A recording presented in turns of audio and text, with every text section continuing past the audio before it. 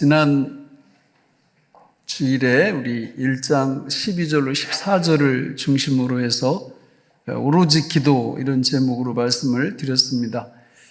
뭘 구하라고 그랬죠? 성령을 오로지 구하는.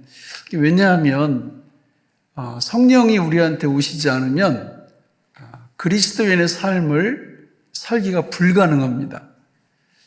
구약의 그리스도인들과 신약의 그리스도인들의 결정적인 차이가 여기 있습니다. 구약 시대에 하나님께서 백성들에게 두 가지를 요구하셨죠. 하나는 하나님의 계명을 지켜라. 말씀에 잘 순종하라. 두 번째는 순종하다가 못 지키면 회개하라.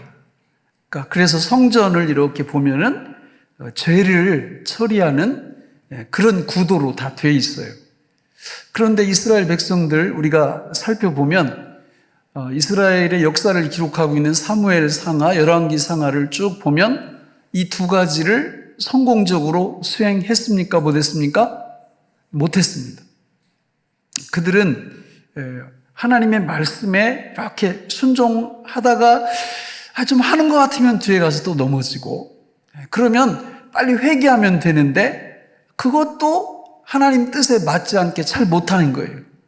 그러니까 말씀에 순종하는 삶도 제대로 못 살고, 순종 못했으면 회개해야 되는데 회개하는 삶도 제대로 못하고, 이래서 결국은 이스라엘 역사서를 쭉 보면 마음이 무거워요. 안타까운데, 그러면 우리는 어떠냐? 우리는 이렇게 딱 보면 이하동문입니다. 그런데 차이가 있어요. 구약의 이스라엘 백성들과 신약의 그리스도인들 사이의 결정적인 차이는 누구의 유무예요? 성령의 유무입니다. 물론 구약 시대에도 성령께서 임하신 사람이 있어요. 그러나 부분적이에요. 다윗 왕이나 또 선지자 사무엘이나 모세나 이런 사람한테는 성령님이 오셔요. 그래서 성령으로 능력으로 이렇게 행하게 하십니다. 그런데 나머지 모든 사람들에게는 성령이 오셨다고 말씀하지 않습니다. 그리고 예언을 해요. 구약 성경에 보면 계속해서 때가 되면 하나님께서 내 모든 백성들에게 성령을 부어주시겠다고 예언을 하시는데, 그 예언이 요엘서 2장에 나옵니다. 우리 28절로 30절 같이 한번 읽어보실까요? 시작. 그 후에 내가 내 영을 만민에게 부어주리니 너희 자녀들이 장래의 일을 말할 것이며 너희 늙은이는 꿈을 꾸며 너희 젊은이는 이상을 볼 것이며 그때 내가 또 내 영을 남종과 여종에게 부어줄 것이며 내가 이적을 하늘과 땅에 베풀리니 곧 피와 불과 연기 기둥이라. 아멘. 그때에 내가 내 영을 남종과 여종, 하나님의 모든 백성들에게 부어주시겠다, 이렇게 말씀합니다. 여러분, 그리고 실제로 사도행전 2장, 우리 다음 주에 살펴보겠지만 2장에 가보면 이 땅 위에 성령께서 하나님의 모든 당신의 백성들에게 강림하시는 것입니다. 성령께서 이 땅에 오시려면 조건이 있어요. 그 조건이 뭐냐면 당신의 백성들이 가지고 있는 죄의 문제가 해결돼야 성령님이 오시게 돼 있는 겁니다. 그래서 우리는 하나님께서 이루시는 구원의 전체적인 계획을 우리가 알아야 되고 또 살펴봐야 됩니다. 우리 하나님 아버지께서 저와 여러분들을 죄에서 건져내서 구원하시는 그 원대한 구속 계획을 세우셨고, 바로 예수 그리스도께서 그 구원 계획을 실행을 하셨고, 어떻게 실행을 하시는 거예요? 오늘 주의 보혈이 능력이 있다고 그랬는데, 십자가의 죽으심, 그 죽으심으로, 그리고 죽었다가 3일 만에 부활하심으로 그 구속 사역을 우리 주님이 실행하신 것입니다. 그러나 그 실행이 거기서 멈춘다면 우리한테 아무런 유익이 못 돼요.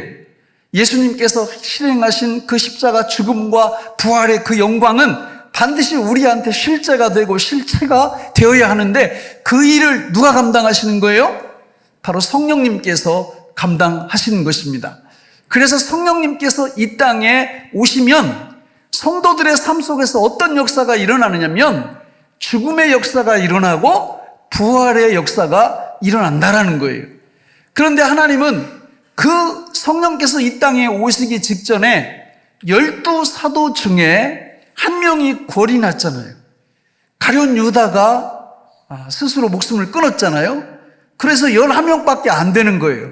만약에 신약 교회를 대표하는 12사도 중에 한 명이라도 빠지면 전 교회 위에 성령께서 임하시는 것이 아닌 게 되어서 유일하게 요때만 사도 한 명을 다시 뽑는 거예요. 보선을 하는 거예요. 가룟 유다 대신 뽑는 것입니다. 왜냐하면 이 12라는 숫자는 하나님의 백성 전체 숫자를 뜻하는 거예요.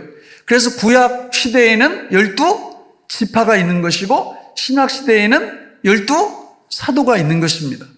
그래서 이 성경 말씀에 보면 이 다음부터는요, 사도가 순교를 하던 사라지던 다시는 보선을 하지 않습니다. 오직 성령께서 이 땅 위에 강림하시는 이 시점에서만 한 명을 다시 뽑게 되는 것입니다. 실제로 여러분 오늘 15절 말씀에도 보면 거기 숫자를 120명이 모였다고 이렇게 말씀하거든요. 그러니까 120이라는 말을 거기다 의도적으로 써놓은 이유가 그런 뜻이에요.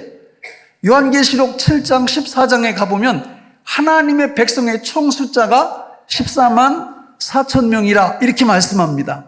그것도 마찬가지예요. 구약의 12지파 곱하기 신약의 12사도는 144가 되죠. 12 곱하기 12는. 그리고 많다는 뜻인 10, 100, 1000 중에 1000을 곱하니까 14만 4천 명이 된 것입니다. 그래서 그 숫자는 지금 이단들이 주장하는 것처럼 자기 공동체에 들어와서 14만 4천 명 안에 들어와야 구원받는다는 이런 거짓말이 아니고 구원받은 모든 성도들, 신약과 구약의 모든 하나님의 백성들을 총 일컫는 숫자가 14만 4천 명이 되는 것입니다. 오늘 사도 보선을 하는데 의미가 거기 있는 거예요. 12명이 채워진 상태에서 성령님이 강림하실 때 놀라운 은혜가 임하는 것이죠. 여러분, 그런데 가룟 유다에 대해서 우리는 한번 짚고 넘어가야 됩니다. 너무 안타깝잖아요. 그죠? 그래서 어떤 분들이 막 질문을 많이 해요. 가룟 유다 어디 갔어요? 천국 갔어요? 지옥 갔어요? 이렇게 물어봅니다. 저도 여러분들한테 질문하고 싶어요. 여러분, 가룟 유다 천국 갔습니까? 지옥 갔습니까? 아유, 이게 지옥이라는 말이 너무 많아요. 그리고 성경 한번 잘 찾아보세요. 가룟 유다 지옥 갔다는 말이 있는지. 그렇게 나와 있지도 않은데 그냥 확신 있게 이렇게 말씀하시면 안 됩니다. 그냥 모른다고 하면 돼요. 진짜 모르잖아요. 아니, 그리고 여러분 잘 생각해 보세요. 예수님의 제자 12명은요, 누구 내 제자 할 사람 손 들어봐라. 저요, 이래. 너, 이리 나. 이렇게 한 게 아니에요. 12명은요, 주님이 친히 한 명, 너 내 제자가 되라. 이렇게 해서 제자를 뽑은 거예요. 근데 오늘 성경 말씀에 보면 이게 구약 성경에서부터 예수님을 배신하고 그 사도직을 잃어버릴 것이 예언되어 있어요. 그래서 시편 거기 그 69편이나 109편에 보면 그런 말씀이 기록되어 있고 그런 말씀이 여기 실제로 인용이 되어 있다 그 말입니다. 그런데요, 우리 주님이 십자가에서 못 박혀 죽으시기 직전에 이런 안타까운 말씀을 하시죠. 우리 마태복음 26장 24절 같이 한번 읽어보실까요? 시작. 인자는 자기에 대하여 기록된 대로 가거니와 인자를 파는 그 사람에게는 화가 있으리로다. 그 사람은 차라리 태어나지 아니하였더라면 제게 좋을 뻔하였느니라. 아멘. 이해가 가세요? 이해 안 가잖아요. 예수님 믿지 않는 분들은요, 이런 기사를 딱 보면 예수 안 믿는 근거로 삼아요. 이건 말이 안 돼. 일리가 있죠. 그렇잖아요. 예수님 제자 자기가 되겠다고 자원한 것도 아니고 예수님이 한 명 한 명 제자로 다 부르셔서 뽑으셨어요. 그리고 예수님이 누구십니까? 예수님은 전지전능하신 하나님이세요. 그 하나님이 3년 반 동안 그거 하나 뒤집어 못 놔요? 그거 배신하지 않도록 못 만들까요? 여러분, 너무 놀랍지 않아요? 어떻게 이런 일이 벌어질 수가 있는가? 그리고 이 사람이 그 은30에 파는 거를 너무 자책하는 나머지 스스로 목숨을 끊은 거예요. 그런데 무조건 지옥 갔다 이렇게 말하면 안 되는 거죠. 가봐야 아는 거죠. 그렇죠? 제가 질문 한번 할까요? 솔로몬 왕 천국 갈게요? 지옥 갈게요? 이것도 천국에 많네요. 여러분, 그러면 솔로몬 왕하고 가룟 유다하고 비교해 보면 누구 죄가 더 클까요? 성경을 읽어보시면 솔로몬 죄가 몇천 배는 더 큽니다. 초반에는요, 상당히 하나님 앞에 하나님이 주시는 지혜와 총명과 넓은 마음을 가지고 하나님을 잘 섬겼어요. 그러나 여러분, 열왕기상 11장 읽어보세요. 거기 가면요, 후궁이 700명, 첩이 300명, 그리고 그 말년에 그 여자들이 이렇게 막 꼬셔가지고 주변에 있던 네 나라 우상들을 다 섬기고 예루살렘에 그 우상의 신전을 다 세워주고, 솔로몬이 그런 사람이에요. 그러면 다시 한번 물어볼게요. 수많은 사람들을 다 우상 섬기게 만들었어요. 솔로몬 천국 갈게요, 지옥 갈게요?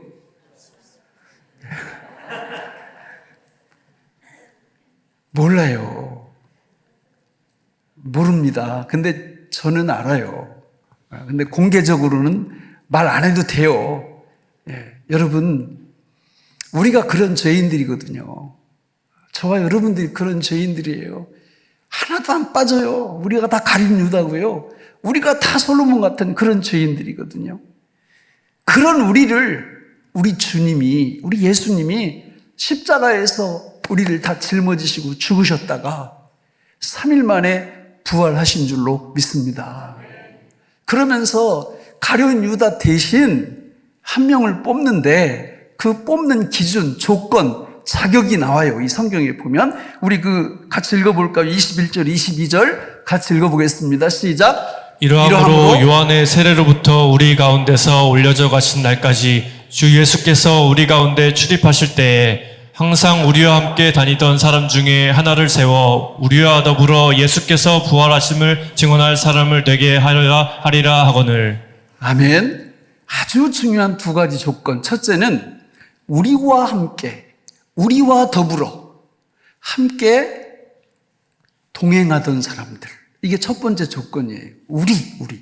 두 번째는 그 사도직을 대신하려면 반드시 해야 될 일이 있어요. 그게 뭐냐면 예수님의 부활을 증언해야 돼요.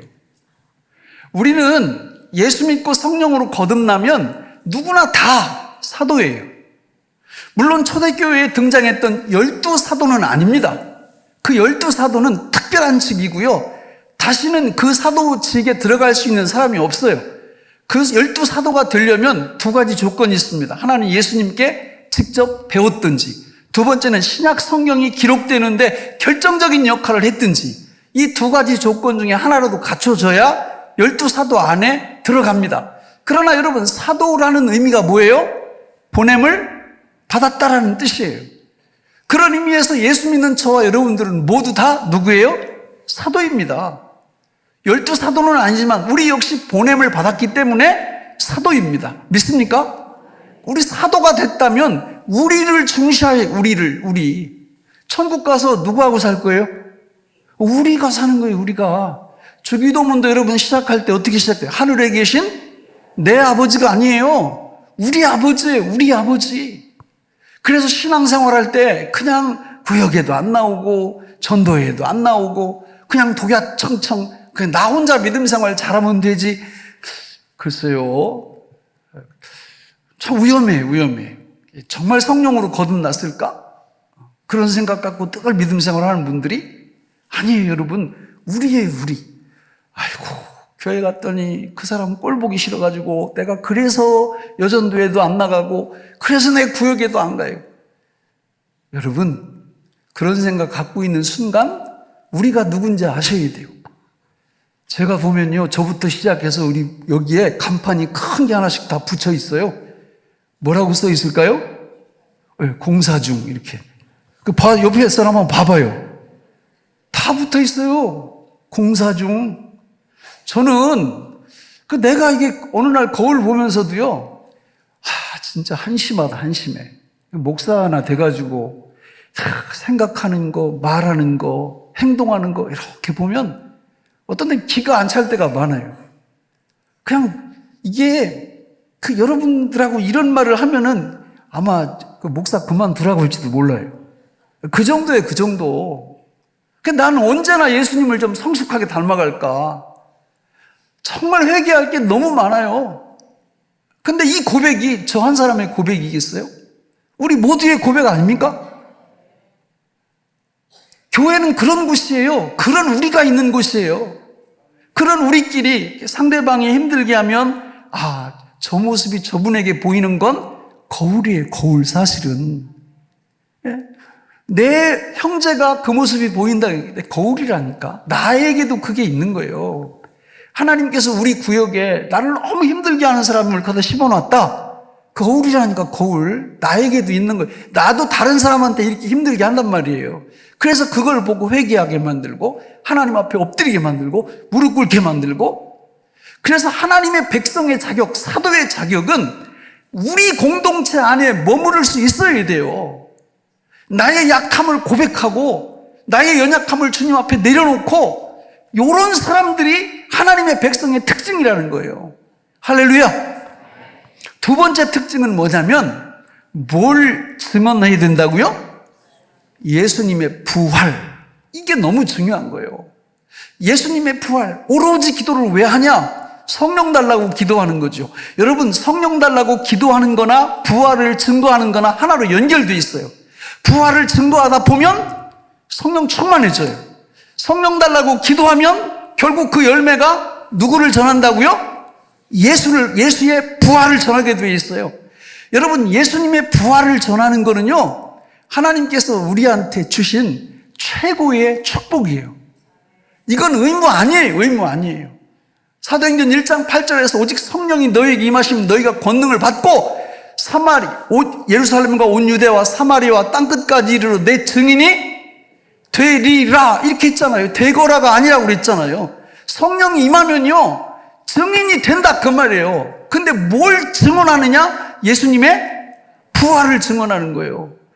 예수님의 부활을 증언할 때 그게 무슨 뜻인지 압니다. 하나님께서 왜 이걸 이렇게 주셨느냐? 당신의 백성들이 이 땅 위에서 살아가면서 예수님의 부활 생명을 실제적으로 누리고 살 수 있도록 마련해 놓으신 장치가 부활을 전하는 거예요.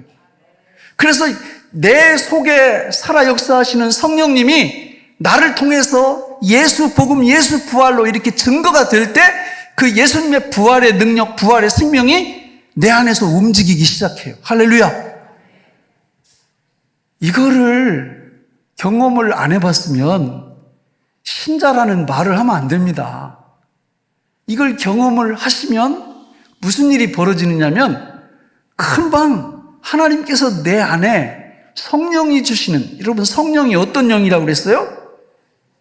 지혜와 총명의 영이고 모략과 재능의 영이고 지식과 여호와를 경외하는 영이고, 하나님이 솔로몬이 처음에 기도했을 때 하나님이 주셨던 세 가지 마음이 뭐예요?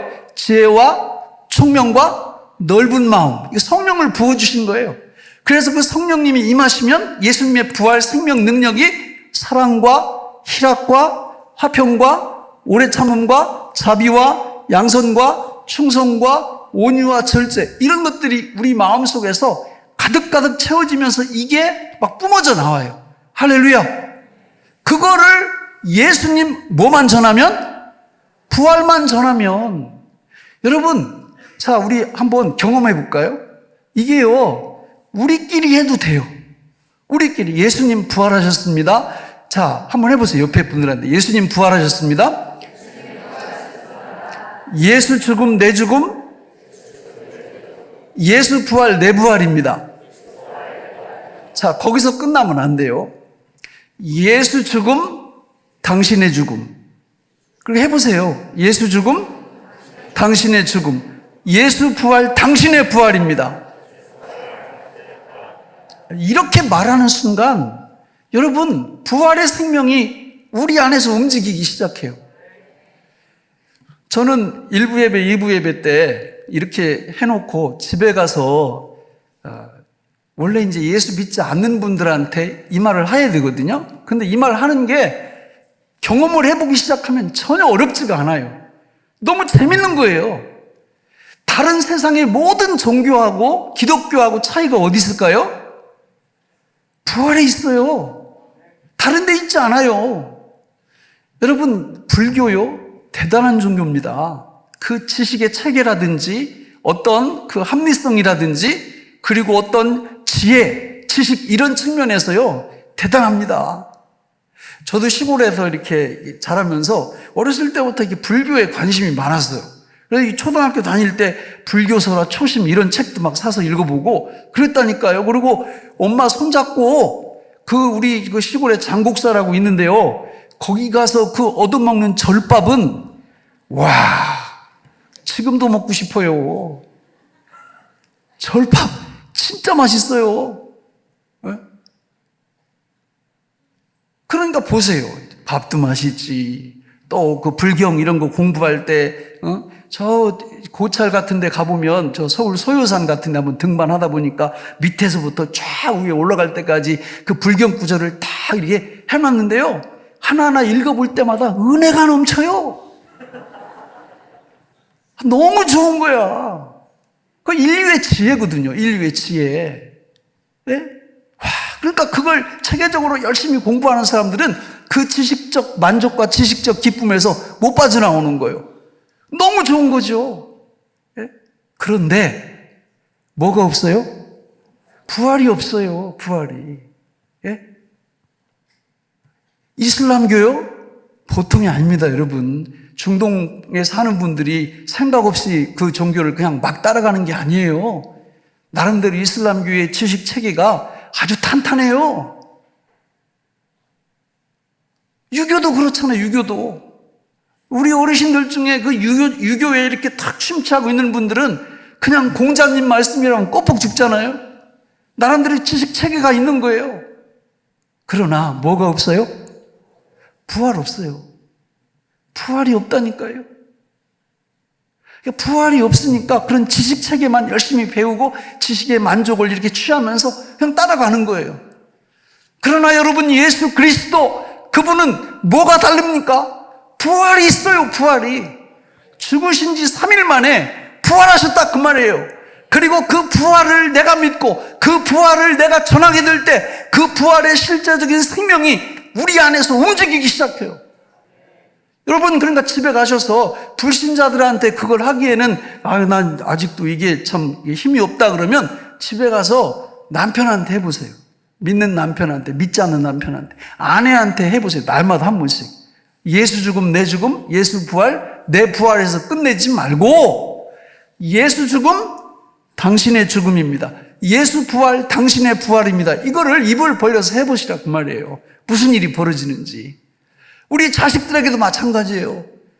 대신방 기도 제목 보니까 이 자식들이, 하나님 떠난 자식들이 너무 많아요. 눈물로 기도하잖아요. 기도만 하지 마시고 자식들 앞에서 예수 죽음 믿으면 너의 죽음이 되고 예수 부활을 믿으면 너의 부활이 된다, 이 얘기를 해주라고요. 만날 때마다, 생각날 때마다. 그래서 그 예수님 부활의 능력이 실제로 우리한테 와야 돼요. 여러분, 예수 죽음, 내 죽음, 예수 부활, 내 부활, 이거를 계속 외치면 그 지식이 우리 머릿속에 이렇게 머물러요. 머릿속에. 좋아요, 그것만 해도. 그러나 여기로는 안 내려와. 그런데 이거를 내가 예수 죽음, 당신의 죽음, 예수 부활, 당신의 부활입니다, 이렇게 말하는 순간 여기로 내려와요. 할렐루야. 경험해 보세요. 경험해 보세요. 여러분, 스데반 집사님 이야기를 조금 해볼까요? 사도행전 7장 54절로 60절 우리 같이 한번 읽어보겠습니다. 시작. 그들이 이 말을 듣고 마음에 찔려 그를 향하여 이를 갈거늘 스데반이 성령 충만하여 하늘을 우러러 주목하여 하나님의 영광과 및 예수께서 하나님 우편에 서신 것을 보고 말하되 보라, 하늘이 열리고 인자가 하나님 우편에 서신 것을 보노라 한데 그들이 큰 소리를 지르며 귀를 막고 일제히 그들에게 달려들어 성 밖으로 내치고 돌로 칠세 증인들이 옷을 벗어 사울이라 하는 청년 발 앞에 두니라.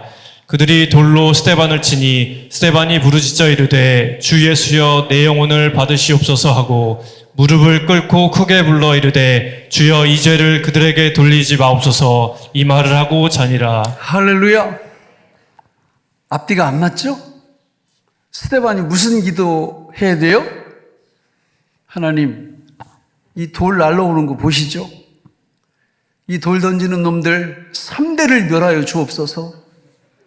제 원수를 주님이 안 갚아주시면 누가 갚아주십니까? 이게 정상이죠. 아니, 그렇게 써놔야 맞지. 그런데 어떻게 저런 행동을 해요? 앞에 읽어보면 알아요. 그 내용, 지금 읽은 부분을. 스데반이 뭘 전하는 거예요? 그 사람들한테? 부활을 전하고 있는 거예요. 부활. 예수 부활. 예수 부활을 전하니까 마음이 확 넓어지는 거예요. 돌 던지는 그 사람들이 불쌍히 보이는 거예요. 이게 성령의 능력이에요. 여러분, 별것도 아닌 거 가지고 콩 이러고 있어요. 어떤 분들은. 그래가지고 그냥 요거를 내 후손한테 어떻게 물려줄까? 어디 중국 영화 드라마 찍어요? 예? 원수를 대대로 물려주게. 왜 그래요? 예수님 부활을 안 전하면 용빼는 재주 없어요. 마음이 넓어지질 않아요. 너무 힘들어요. 나한테 섭섭하게 하는 사람들 너무 힘들어. 그러나 부활을 전해보세요. 예수님 부활을 언급해보세요. 성령께서 안에서, 성령님의 별명이 뭐죠? 보혜사예요. 보혜사. 보혜사가 되어주시고 보혜사로 살아주시고 보혜사로 역사해 주시면서 뭐를 살아주시고 역사해 주시는 거예요? 예수 죽음, 예수 부활이 나한테 실제가 되도록. 그러니까 부활의 생명이 내 안에서 움직이기 시작해요. 사도행전 뒤에 가보면 그런 역사예요. 그런 역사. 부활을 계속 전하니까 놀라운 부활 생명의 역사가 계속 일어나는 거예요. 여러분, 이분들한테 가서 우울증 얘기해 보세요.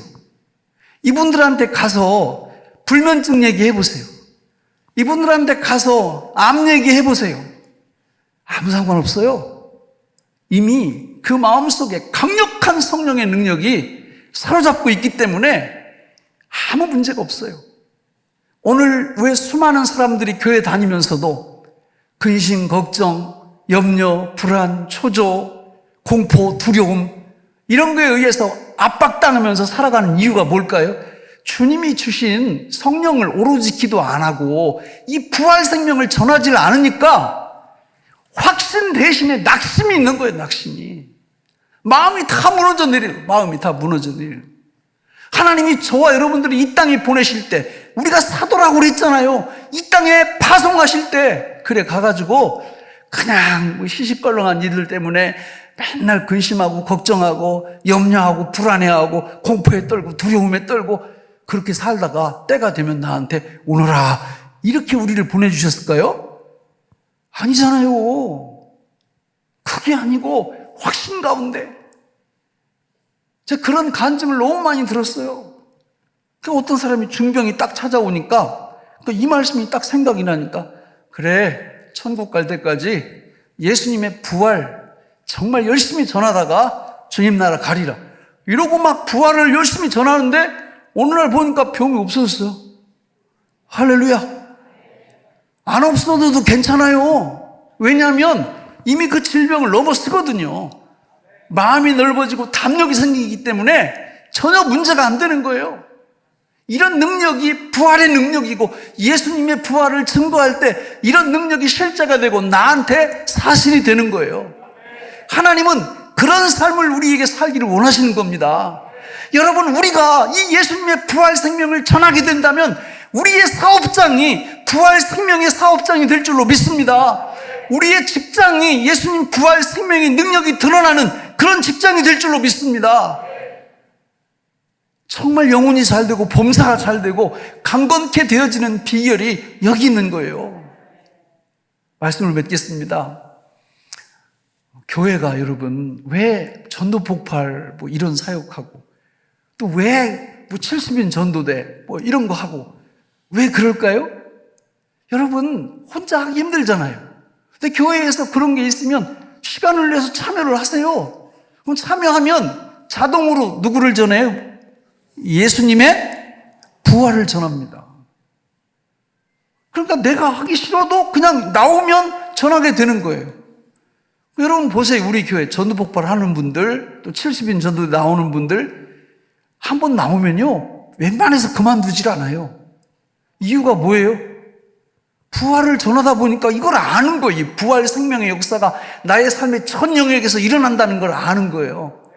그러니까 낙심 가운데 사는 게 아니라 확신 가운데 살아요. 뭐 돈이 있든 없든, 뭐 건강이 있든 없든, 이건 다 두 번째고, 예수님의 부활 생명을 전하는 이 놀라운 은혜가 막 이 안에서 막 움직이니까, 막 차고 흘러 넘치니까, 여러분 인생 이렇게 살아가는 거죠. 이게 신바람 나는 인생이죠.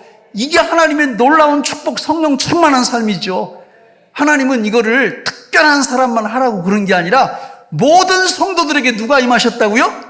성령님이 임하셨기 때문에 우리가 예수님의 부활을 전할 때 그게 성령 충만으로 되고, 이게 둘이 서로 연결돼요. 성령을 늘 구할 때 예수 부활 증거하고, 예수 부활 증거할 때 성령 임하고, 이래가지고 진짜 멋진 사람이 되는 겁니다. 하나님 보시기에. 그러니까 이 천국을 미리 누리는 거, 천국을 미리 누리는 거죠. 그러니까 이런 사람이 천국에 들어가는 거죠. 할렐루야. 기도하겠습니다. 하나님 아버지, 오늘 우리에게 주신 이 말씀이 생명의 양식이 되게 하여 주옵소서. 예수님의 이름으로 간절히 기도하옵나이다. 아멘.